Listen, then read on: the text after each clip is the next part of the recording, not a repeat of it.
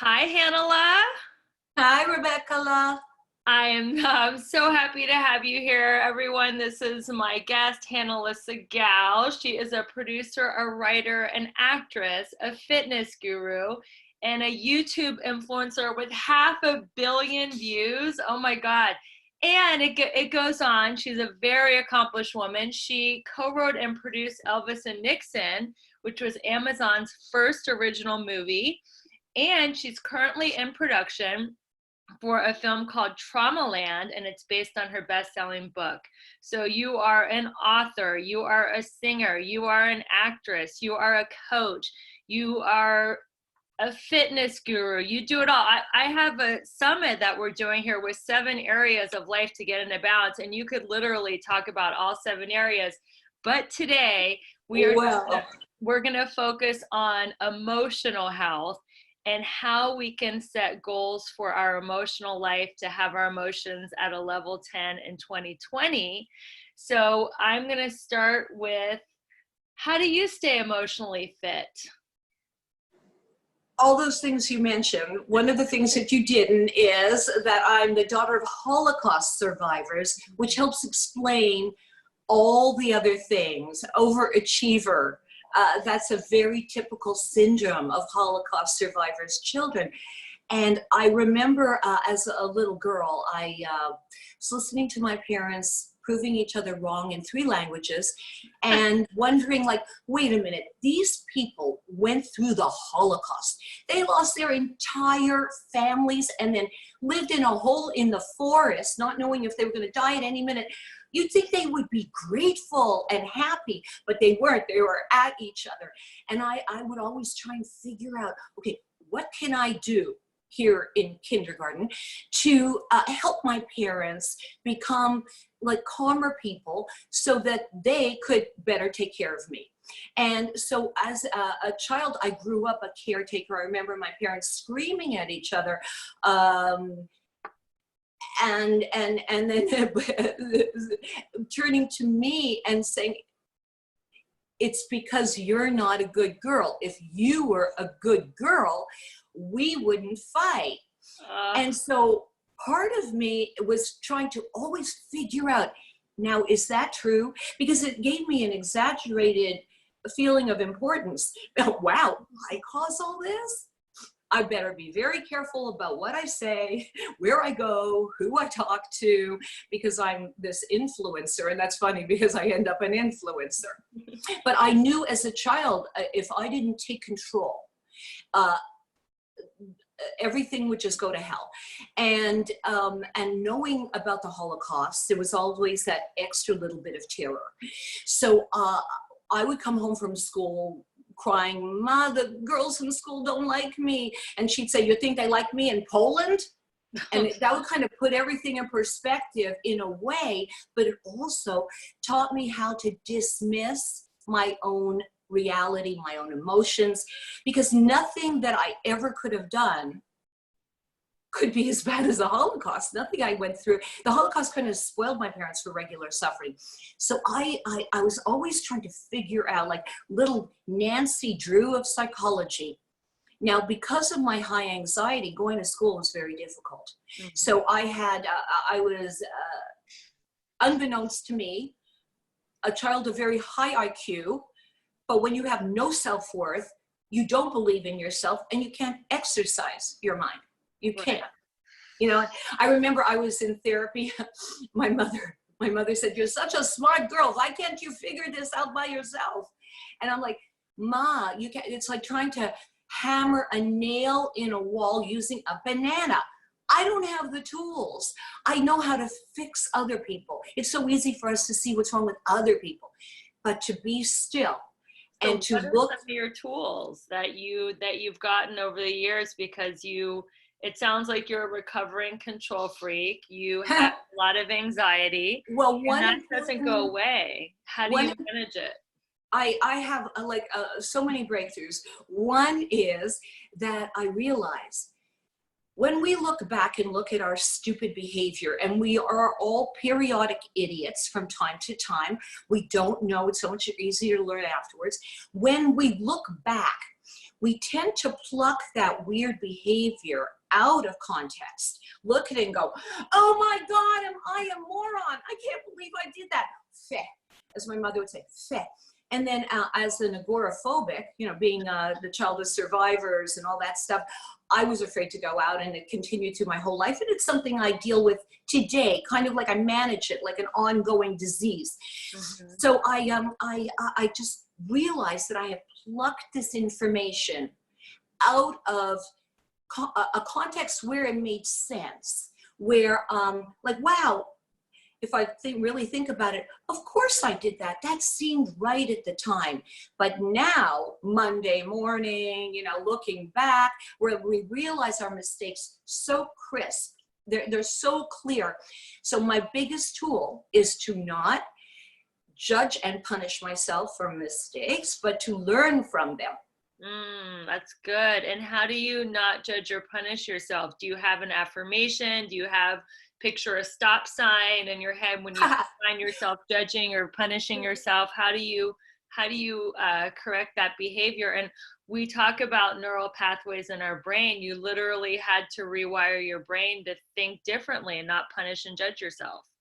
It's such a learned behavior. And if you spent 50 years punishing yourself, like all roads lead to guilt, then it's difficult. It's more difficult. Just kind of like a childhood abuse. If it happened every day, it's going to affect you differently than if it just happened a couple of times. It's more insidious. You don't really realize how good you are at punishing yourself. You know, you take it for granted because you're so good at it. You know how like people who are really talented kind of take their talent for granted. So it's the same thing with, oh yeah, I'm a guilt master.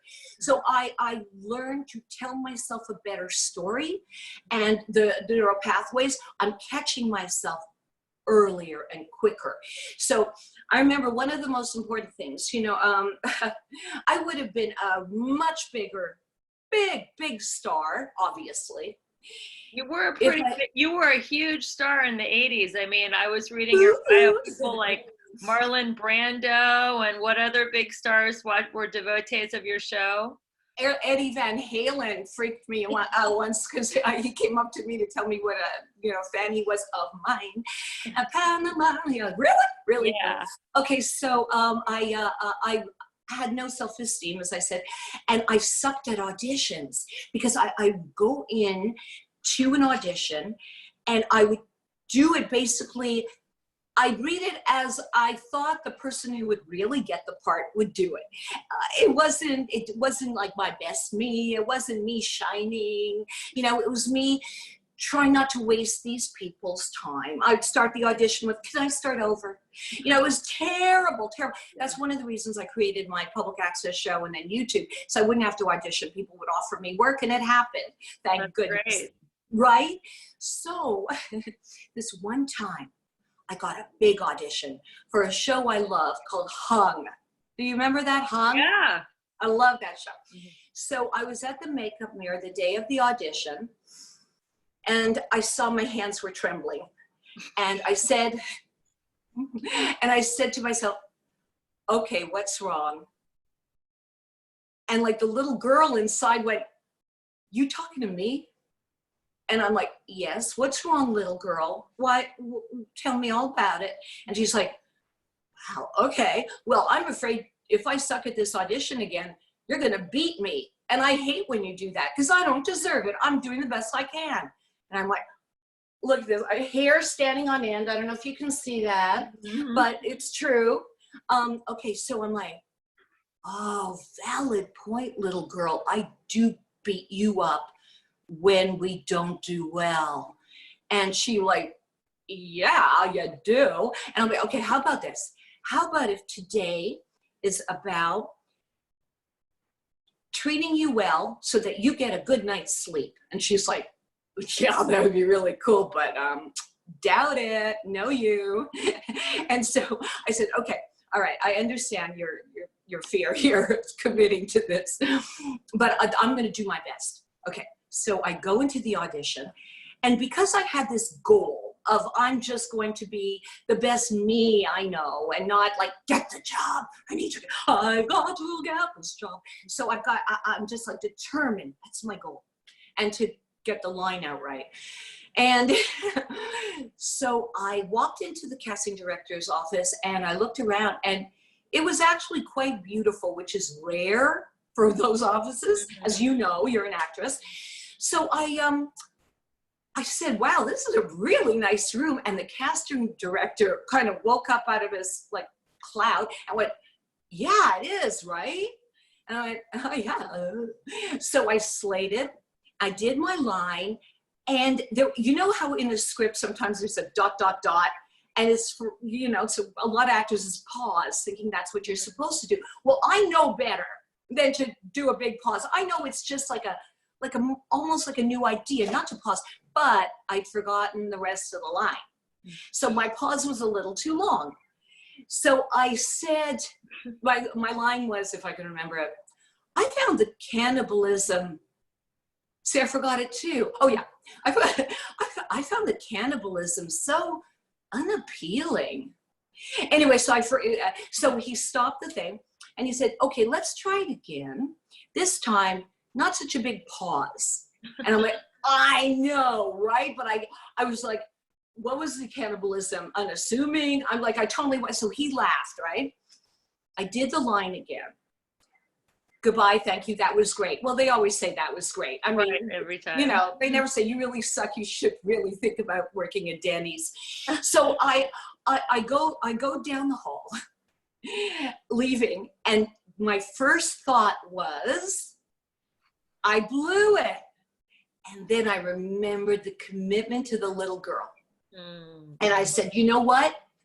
Maybe, here we go, the hair's standing up again. I said to her, okay, everybody's sitting down, remember? I mean, this is gonna be big. I said, maybe it was good enough.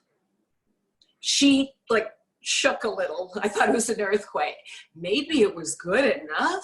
No, as the daughter of Holocaust survivors, A+ is barely good enough, okay? Right. I'm making up for Hitler here, all right?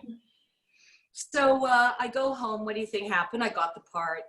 It's incredible. That is such a great story, and there's just so many lessons in there, and one of them is just, it's okay just to be yourself. There is really no perfection, and I'm a recovering perfectionist myself, and I want to feel free. I want to have fun. I want to have the freedom just to be myself in the moment, and this whole summit is called New Year, New You, and love it. I don't want to be trapped in my old thinking and beliefs. Like you said, like giving that little girl the chance, just, we're going to be okay. I have a friend who just booked a series regular on Hulu, and she's told herself, I'm going to go in there and mess up. That's what she's a little girl. Like, we're going to mess up and we're going to have fun.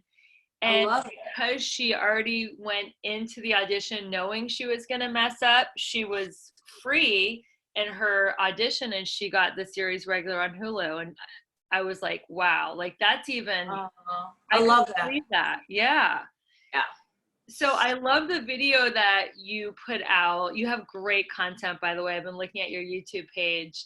I love the Lost Cell Phone song and all your fun little singing. And but you had a really funny video about emotional triggers and being around family. So one of the points in my book is I talk about the mental toughness game, where your family will say something mean or critical or attacking, and you come back with something loving, nice, neutral. You don't bite the hook. You don't take the bait. So do you have any tools and tips on how not to get triggered when you feel someone kind of attack you? There is, I love some of the old sayings because they are so appropriate. The old count to 10 works because I don't know about you, but I think I may have mentioned this in that video about becoming a Zen master at family dinners. My brain sometimes cannot differentiate an attack to my ego and attack to my body. It wants to defend. And that rush that adrenaline, the cortisol. It's like, I'm ready to go. And I have to acknowledge that, because if I don't, and embrace it as like, wow, look at my defense system.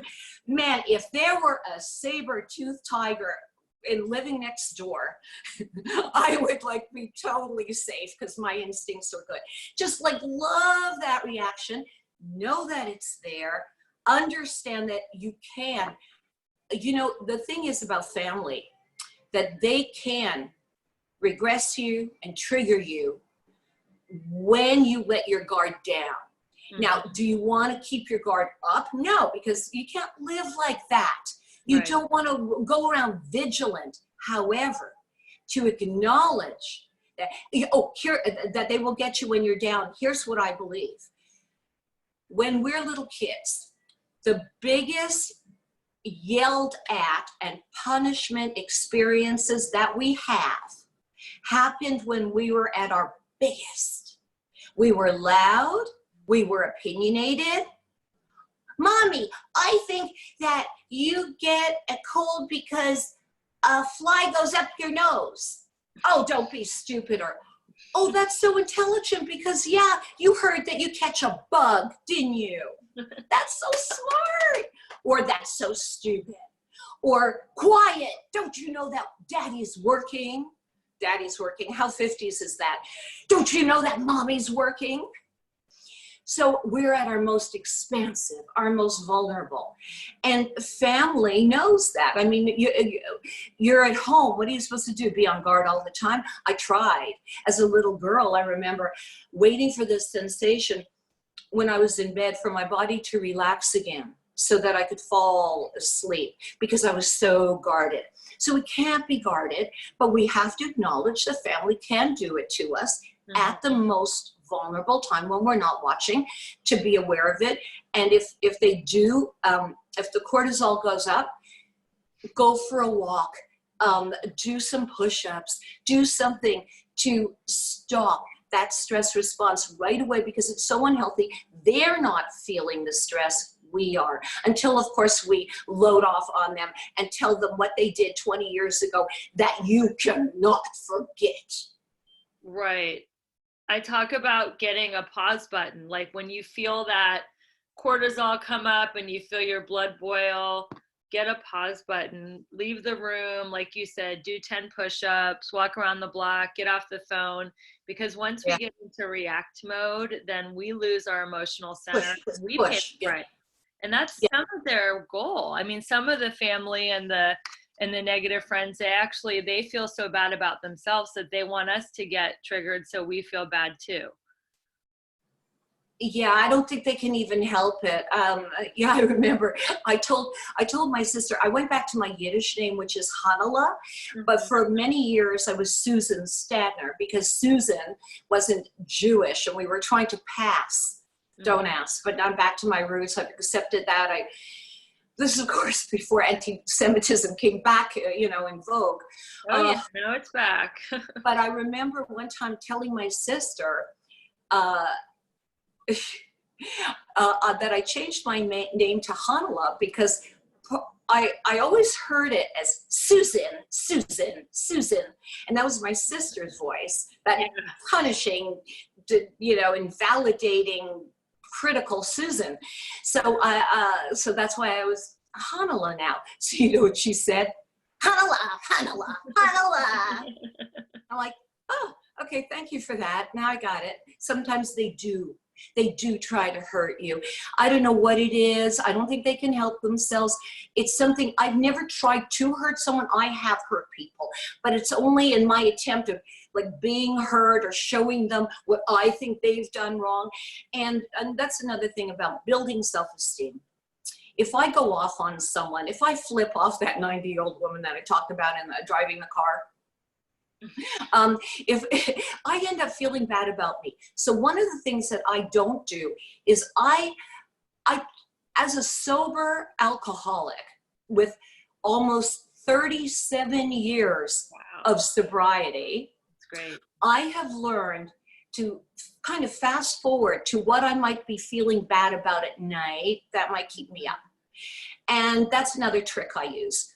What will make me feel better about myself at the end of this conversation? Now, this is really tricky for me because in my life, I've kept quiet for two reasons. One is that I'm afraid of hurting myself by saying something or hurting them by saying something. So I'm afraid of getting in trouble, that they'll say something back to me that I won't be able to handle. So now I'm left with, well, in order to sleep well at night, I have to be able to say something, because now not saying something and hurting myself is not an option. Yeah, you don't want to be a doormat. You have to stick up for yourself. But there's a difference between sticking up for yourself and setting a boundary versus like completely like ripping someone's head off. Ripping someone's head off usually comes after pushing things down for so long that it just comes out inappropriately. And it's not even the head you meant to rip, you know? And so I know that I've got to stay current. I can't let these things build up, or else they will come out in an unattractive and ineffective way. And feeling effective is my favorite emotion. So I want to be effective. It's anti-aging. Well, you're the queen of that. That's a whole nother summit, but we'll have to do one on anti-aging and have you speak on that because you look great. So let's talk about forgiveness. What role does forgiveness play in your emotional health? Because we've talked about some family members, and I don't think they mean to hurt us. I think that hurt people and they really can't help themselves. But what role has forgiveness played in your happiness? Well, I realize that some people, hurt people hurt people. It's one of my favorite lines from one of my favorite TV shows. However, at a point, hurt people tend to form calluses and they don't feel anymore. Right. Whereas we're like, the soles of our feet are burnt and we're walking over hot coals. Yeah. They're wearing snow boots, you know, they've Herman Munster shoes. They're just not, nothing gets to them. So I have to understand that, like, part of not forgiving is holding on maybe to a belief that one day they will learn, or one day they will get their comeuppance. And, you know, like my sister, I have very loving feelings toward my sister, but I can't reach out to her because I know where it goes every single time. For one reason or another, it's kind of like, hey, listen, she's loved, she's got a lot of grandchildren.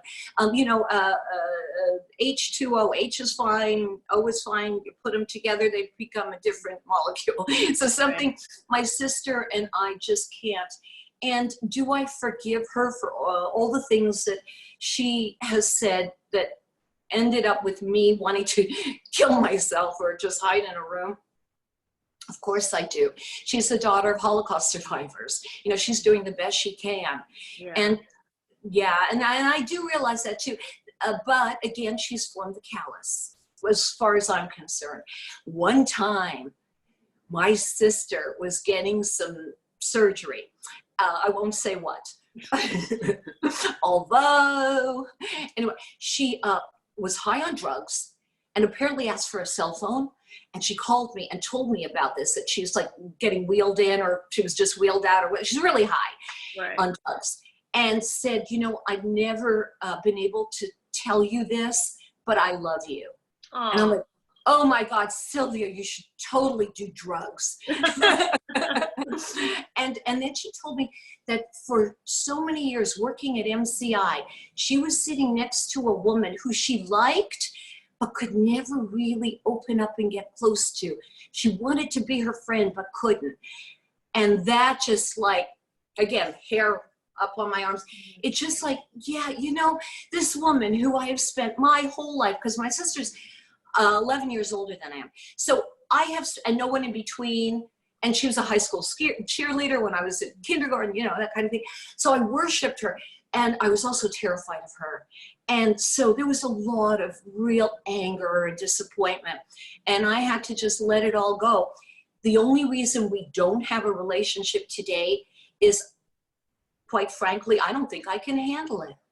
I think that part of me, the little girl in me, still wants a loving sister, still wants that loving sister from, Lost in Space. They were so great. The older sister took care. Instead, my sister was the kind you'd see on Dateline, for having like killed her sister. But, it's like,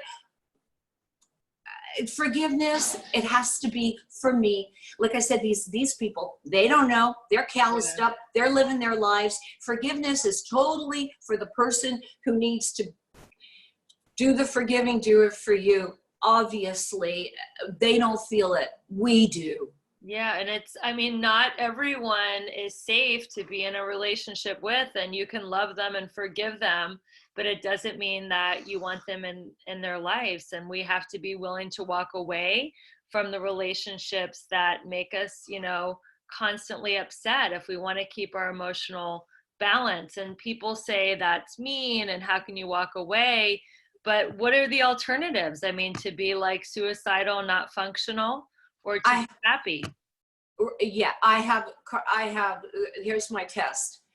Love feels like love. If it doesn't feel like love, it's something else.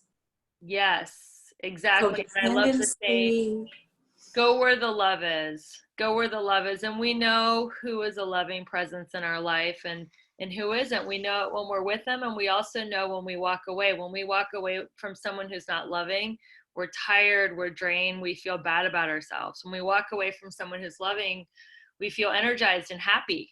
That's so true. Our emotions are there to tell us. And it's such a shame that I was told basically not to listen to my emotions and my feelings, that they were stupid or crazy or just plain wrong. You shouldn't feel like that, because the answers are in our emotions. Our emotions will tell us. There are neuropeptides in our gut, and if we don't listen, I have buried so many red flags where my emotions were screaming, "Hey, how many times are we gonna do that? Hey!" I call that painting the red flags pink. I've painted so many red flags pink. It's not really red. And I can turn it white. White. So, it's like surrender to win. I always thought I could change them. I could turn, it's like if you have a gallon of white paint, drop one drop of red paint and the whole thing turns pink. Yeah. I'm the gallon of white paint. I got to stay away from the red because I'm absorbent. Yeah, I take things in. If you're an artist, an actor, an actress, the best actors are listeners. We're listening. We're in there. And how do you stay in there and removed? You can't be subjective and objective at the same moment. Oh, and that's why I talk about cognitive dissonance. The people who we think have these crazy, culty, stupid, moronic ideas, and we want to change them, forget about it. It is harder to convince someone they've been fooled than to fool them. Yeah. And also, they are so married to their beliefs. They are so, just like we get, that they will ignore any facts that oppose their belief, and they will only listen to what backs their belief. So if you want to influence someone, talk to them about what's important to you, like earning a living, like being a responsible, giving, contributing member of society, like believing in this country. What do you believe in that the other person believes in? Right. Like the freedom to eat turkey or not eat turkey, whatever. Just try to find similarities. Exactly. And, yeah. So speaking of earning a living, we're going to be tying all these areas into financial abundance. How do your emotions tie into your financial abundance? Is it possible to be financially abundant if you're around a negative, toxic person all the time? Like, how, in your opinion, are the two related, emotions and finances? When I was I was married for 18 years, and he was paying all the bills, and he's a great guy, actually. We're friends to this day, which is crazy. He's a good guy if you don't marry him, just stay friends. Anyway, so he, uh, he, he would say things like, can't you just be an author? Do you have to do this TV thing? Why don't you go work for MCI like your sister? It was very hard for me to stay motivated, to believe in myself. He, like Stockholm syndrome. I'll find the one person in the room who I know maybe has a problem with me or looks disapproving, and I'll try and win them over. Mm-hmm. Those kinds of things. Well, he was kind of like that. So I spent so much energy trying to please him and show him what a great person I was, or at least not the piece of POS he was implying that I was, constantly every day. My therapist, her name was Katie, and I call him the anti-Katie, because I go to sessions, he put me together, tell me, no, you're a good person, then I go home and he'd tell me I wasn't. Right. So I didn't really have the energy to go audition and conquer the world, because I didn't really think that much of myself. I was always trying to defend myself. When you're defending yourself, your bottom line is, I guess I'm not good enough. People who really have a lot of self-esteem don't defend themselves. They can explain stuff, but they don't defend. But explaining is big. Don't be silent. Like you said, don't be a doormat. Don't justify, defend, or explain yourself. There's no need. So now you're in a loving relationship with someone who's supportive, and you guys make music together. So what role does music play in your emotional health and happiness? Oh, well, it's the new aerobics. I used to say, I can't do aerobics 24/7, because that's really what I use for stress, to stay sober at the beginning. And now it's music. I sing. And it's something magical. The vibrations, I could be in a bad mood or stressed, the breathing, the focusing on trying to get the right note, the right lyric. Sometimes I'll sing a song. I do karaoke. I'll do a whole song on one leg. And when you do that, you're not thinking about your problems. So that's something on my channel. Karaoke with yoga? Karaoke. That's so funny. That is awesome. Yeah, you can't really be thinking about your problems if you're trying to balance yourself and sing. No, you can't. So it's like moving meditation, and it's on the channel. So if they go to hanala.com, they can find the karaoke videos, and that is one of the best things. And if you can sing it all, or even if you can't, somebody says something really weird at dinner, or you go back to visit the family or whatever it is, or you're on the phone with mom, and there she goes again telling you she sent more money to the televangelist. Sing. Or explode. Right? It can be in your car, it can be in the shower, it can be like you do on one karaoke yoga on one foot, but singing, I think, just getting it out of your body is so therapeutic. Music is medicine. There's an organization in Beverly Hills, and they perform music for people with Alzheimer's, and the people who wheel them in. And it is just an amazing thing to watch how these people with Alzheimer's can follow along with all the lyrics. And music is just this magical thing that can actually... It can help you no matter what your disease is. Yes. And how can people set emotional goals for 2020? Like, what would be a great goal, in your opinion, for someone to strive for in this new year? Oh, now to remember that changing habits requires a lot of paying attention, and we are creatures of habit. We go on autopilot. That's how the brain works. Otherwise, we'd be thinking about having to chew and tie shoes every time. So to know that it's going to be a matter of staying present And I would do as many visuals. Like I love what you said about the stop sign. I remember I was trying to change something a long time ago in early sobriety, and I would use traffic signals as a signal to remind me. I had a Post-it that I put on my phone that I was, when I got sober, I had to leave my husband / coke fiend, or else I would have ended up doing it again. So when I left him, I was still obsessed with him, and I left a Post-it on my phone that said, "For pain, call Joe." You can save their number in your phone as, you know, pain, like, or don't Pain. answer or whatever. I love it. You. I love it. Exactly. That's so cool. Whoever it is you're tempted to call, Dial I love for that. pain. Yeah, See, that's something I got out of today.